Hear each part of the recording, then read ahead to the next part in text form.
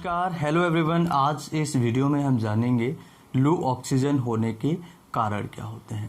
बहुत ही छोटा वीडियो है लेकिन बहुत ही महत्वपूर्ण वीडियो है, क्योंकि इस टाइम पर सभी को लगभग ऐसे मरीज हैं या फिर हमारे ऐसे व्यूअर्स हैं जिनकी डिमांड है कि सर लो ऑक्सीजन होने के कारण क्या होते हैं और आप घर पर क्या कर सकते हैं कि अगर घर पर ऑक्सीजन लेवल थोड़ा कम आता है, जैसे कि 93 है, 92 है या 94 के आसपास आता है, ये जो होता है ये बाउंड्री लाइन होता है। अगर इसके आसपास आपका ऑक्सीजन लेवल चलता रहता है तो हम किस तरह से थोड़ा सा इसे मेंटेन घर पर कर सकते हैं या फिर इसके कारण क्या होते हैं, मेन इसके कारण हम इस वीडियो में समझेंगे। सबसे पहले समझ लेते हैं ऑक्सीजन से जुड़ी कुछ बातें। ऑक्सीजन हमारे ब्लड के अंदर होता है और ब्लड के अंदर हीमोग्लोबिन होता है और हीमोग्लोबिन के अंदर ऑक्सीजन होता है।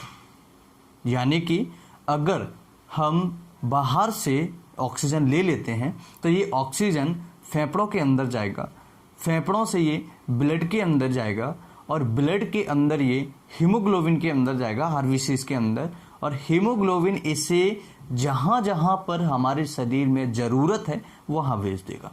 यानी कि ट्रांसपोर्ट का काम आप समझ लीजिए ब्लड का। जैसे कि हमें यहाँ से दिल्ली जाना है तो या तो आप ट्रेन से जाएंगे या हेलीकॉप्टर से जाएंगे या आप गाड़ी से जाएंगे, 4 व्हीलर से, या फिर मोटरसाइकिल से जाएंगे। तो इसी तरीके से जब ऑक्सीजन को हमें ब्रेन तक पहुंचाना है तो ये हमारा ब्लड ऐसे लेकर जाएगा, वो भी आरबीसीज के अंदर रख के, सेफ क्राइटेरिया में, समझ रहे हैं, आरबीसीज के अंदर रख देंगे। उसके बाद ये अपने आप ब्लड सर्कुलेशन के थ्रू ब्रेन में पहुंच जाएगा। ठीक है, तो ये इस तरीके से अपने आप इसके सारी प्रक्रियाएं चलती हैं। अगर हमारे लंग्स में कोई बीमारी हो जाए तो सबसे पहला जो इंडिकेशन होता है लो ऑक्सीजन लेवल का फेफड़ों की बीमारियों में। फेफड़ों की बीमारियां जैसे कि अस्थमा होना। अस्थमा में क्या होता है कि हमारे शरीर के अंदर ऑक्सीजन का लेवल सही से फ्लो नहीं बन पाता, क्योंकि हमें जो सांस होती है जल्दी जल्दी लेनी पड़ती है। अस्थमा के अंदर हमें सफोकेशन, घबराहट, बेचैनी, पसीना आने लगता है। क्यों? क्योंकि अस्थमा एक ऐसी सिचुएशन होती है जो पेशेंट को बहुत ज़्यादा इरिटेट करते, बहुत ज़्यादा पेशेंट परेशान हो जाता है। जब सांस हम जल्दी जल्दी लेंगे तो ऑक्सीजन सही तरीके से ब्लड के अंदर नहीं मिल पाएगा और ऑक्सीजन कम हो जाएगा।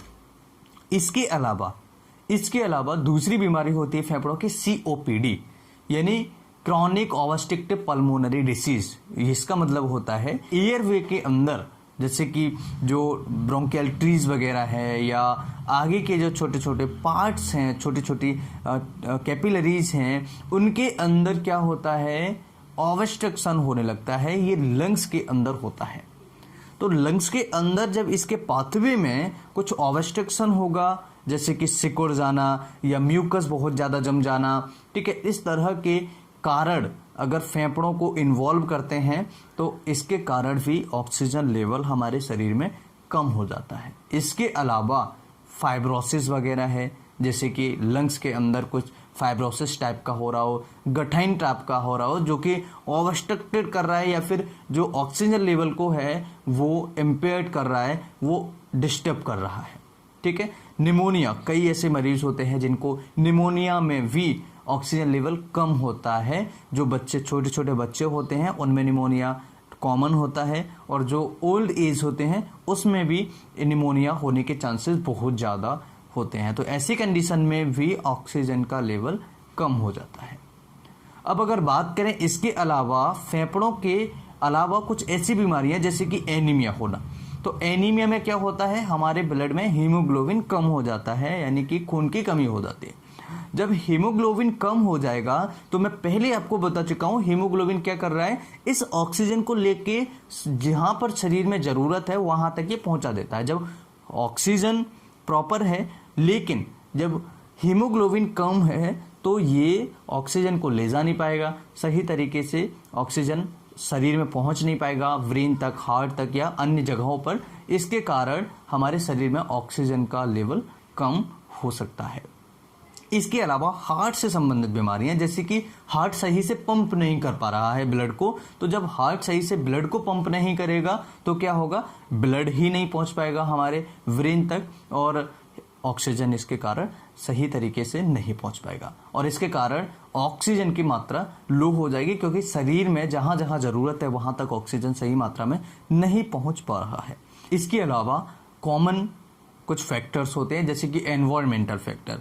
जितनी ज़्यादा हाइट पर आप जाते जाएंगे, जितने ज़्यादा ऊंचाई पर आप जाते जाएंगे, तो ऐसी सिचुएशन में ऑक्सीजन का लेवल थोड़ा सा कम होता जाता है और आपको सफोकेशन जैसी समस्या देखने को मिल सकती है। तो एनवायरमेंटल में भी ऐसे फैक्टर्स पाया जाता है जिसके कारण आपको ऑक्सीजन का लेवल जो होता है हमारे शरीर में कम देखने को मिल सकता है।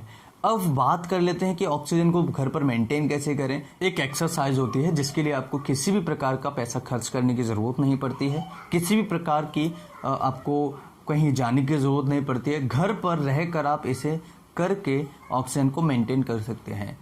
जब भी आपको लगे ऑक्सीजन का लेवल कम होता है, जो 94 से नीचे होता है, 92 93 होता है, तो ये ऑक्सीजन का लेवल कम माना जाता है। इससे कम होता है तो आपको हॉस्पिटल की ज़रूरत पड़ सकती है।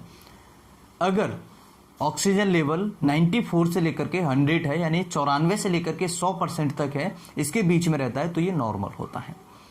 अगर आपको लगता है घर में रहकर जो ऑक्सीजन लेवल है वो कम है, तो आपको करना क्या है, 3 से 4 तकिए लेने हैं और इन तकियों को आप एक के ऊपर रखिएगा और ये ऐसे आना चाहिए जो आपके चेस्ट पर आपका प्रेशर पड़े और इन तकियों पर आपको उल्टा लेट जाना है।